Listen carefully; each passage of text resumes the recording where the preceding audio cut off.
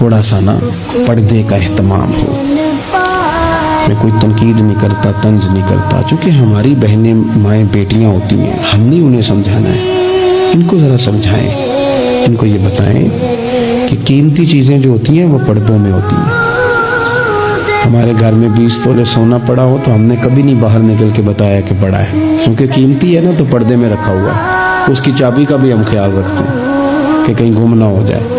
اسی طرح ہر کتاب کو غلاف نہیں چڑھتا، صرف قرآن پاک کو چڑھتا ہے. انہیں بتاؤ کہ ساری بیویاں پردہ نہیں کرتی، صرف سیدہ عائشہ صدیقہ کی کنیزیں کرتی ہیں، صرف سیدہ فاطمہ کی کنیزیں کرتی ہیں رضی اللہ تعالی عنہما. تھوڑا سا نا پردے کا اہتمام. شادی بیاہ پہ تو بالکل ہی معاملہ گڑبڑ ہے، اور پوری تیاری کر کے عورتیں معاذ اللہ آ جاتی ہیں. اور یہ تو روکنا ہے ان کے ورثاء نے، ان کے جو ولی ہیں. عورت نے جو بناؤ سنگار کرنا ہے وہ تو گھر میں اپنے خامد کو دکھانے کو کرنا ہے، تو وہ گھر میں کرے جب اس کو ضرورت ہو.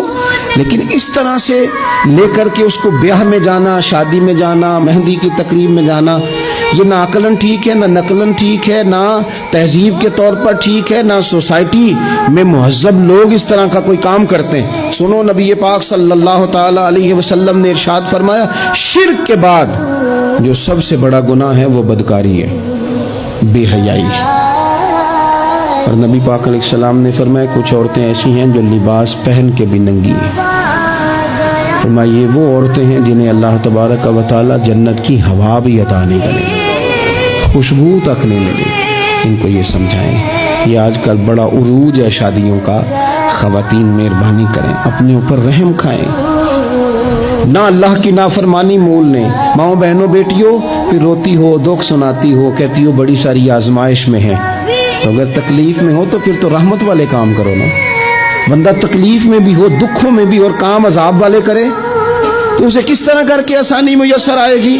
اس لیے شریعت اسلامیہ کے دائرے کے اندر وقت گزارے.